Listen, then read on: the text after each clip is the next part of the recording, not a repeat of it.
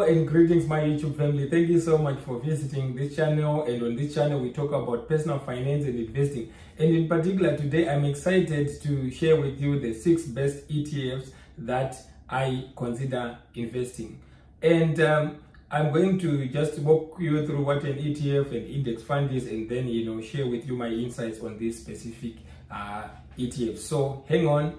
The first thing is that an ETF or an exchange traded fund is a situation where investors put their funds together, right, into a fund, and then that fund is then managed by a fund manager under a specific company. But popular funds that are known well over is Vanguard, BlackRock. There are quite a number of them, and then they can then buy specific securities, be it equities, treasury bills, or hold some cash, depending on the goals of that fund. Now, an index fund, let's say the S&P 500 as an example, which is a ticker name SPX. It is an index, right, that tracks the top 500 companies that are listed publicly in the US stock exchanges, right? So you find that it comprises about those publicly listed companies that constitute 80% of the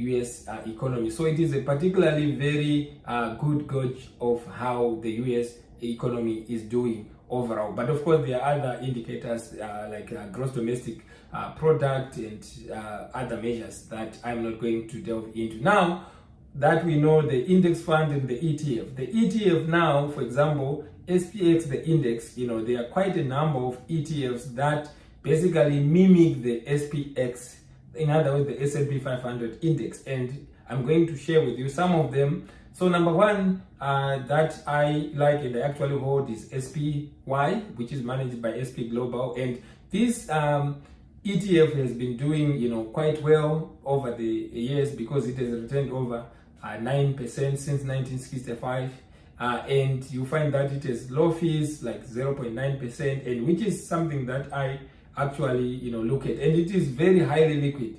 It is quite good liquidity because you can easily get in and get out of the SPY, right? And what I know though is the SPX now, if you want to trade options, for example, and this is not investment advice, SPX, it can then for those who want to trade options, they can do that, but through SPX. But SPY as well as options, but you find that to actually buy SPX, you can't buy it, right? At least from my knowledge, from my broker. So SPY is a very interesting, it's well diversified. I've done a video that I explain exactly the composition in different sectors it is invested. So it is fantastic. Number two, SOXX is another interesting ETF that is managed by BlackRock, and it focuses exclusively on the semiconductor sector. In other words, it buys about 30 stocks that manufacture and design the semiconductor like chips. So in this particular era where the stock of artificial intelligence and chips, you find Nvidia, a lot of those stocks, they have been doing really well. Nvidia, actually today I'm recording on the 7th of February, it has crossed like $700 mark per share, so it has really done well. So what this means is this ETF, because it is over like 30 stocks that are in that sector, if it's doing well, it also does well. But it has relatively high fees, like of 0.35%, right? And also it has retained 11.09% since it was started. So it is a very interesting ETF. Now, VOO, I've done a video about this. It is managed by Vanguard, but it has retained 13.91% since it was started, but it has holdings of about 503 stocks. But the reason why sometimes it's more than 500 publicly listed stocks, because it's tracking the S&P 500, is because some stocks have different asset classes, like stocks like you see there's Alphabet and Google, but it's still Alphabet is the parent company for Google, right? So the other one is the subsidiary. Berkshire Hathaway, for example, it is Class A and Class B, and the prices of those shares are different. So it might slightly be above 500. So VOO is very it closely mimics SPY. So for me, I don't own VOO because most, or if not all, the holdings in SPY they are also in VOO. But the major difference is VOO is lower fees. It is 0.03% in terms of fees. So that's an advantage, and it's managed by a very reputable fund manager, which is Vanguard. Now, I like also another fourth ETF, that is XUS. I've done a video about this, but it is managed by BlackRock, and it has returned about 15.46% per year since it was started. And this ETF also mimics the S&P 500 index, which is the SPX, but it is also very much invested in another ETF, which is IVVV. So 99% of this fund is invested in another ETF. But if you look at the holdings, they are pretty much very closely related to the SPX. So it's a very interesting ETF. The management fees, they are about 0.08% at the point of recording. Now, if I look at another interesting ETF, is QQQ, which is managed by Invesco. It mostly focuses on the stocks that are traded at the Nasdaq and stock exchange, and they actually mimic or buy the top 100 technology stocks. So you find out that this is an ETF that is a higher weighting. Actually, it has actually a very big weighting on the technology sector.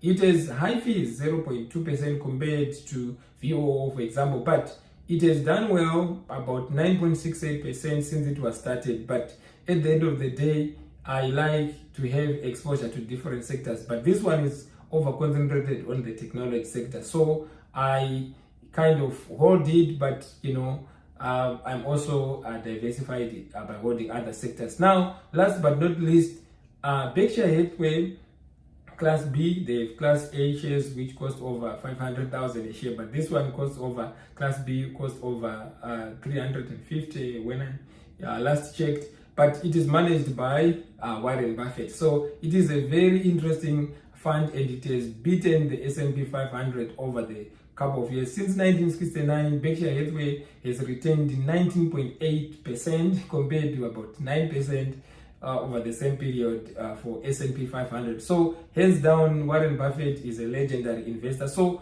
for me, I like to get exposure to his fund because he manages it well. He has a good track record, but now he's old. But when I look at it, it is overexposed to Apple. When I looked at the filings by the Securities Exchange Commission for the latest were in September 2023, but I was reading that they asked the Securities Exchange Commission not to publish certain securities because when they make moves, the market usually they look at it with interest, so they can potentially move the market. But Apple had 50.03% in September 2023. It may have changed, but they have exposure to Apple. Apple is a wonderful business, good management, it has a good track record, and they have fantastic services and products. So these are some of the ETFs that I have reviewed and checked, and I hold some of them. But the key thing when I'm investing in ETFs, in conclusion, is that I look at the volume, and because I want to get in and get out. I also look at the fund manager, like who manages this particular fund, what is their track record, and I don't like to invest in funds that have high fees. So I tend to want those funds that have diversification. In other words, they are invested in different sectors, but they have low fees, they are liquid, and I do so with a long-term view of my investments. So thank you. If you'd like to subscribe and check out content like this in the future, please don't forget to subscribe and support this channel. Thank you so much. Have a wonderful week, and may the markets be with you.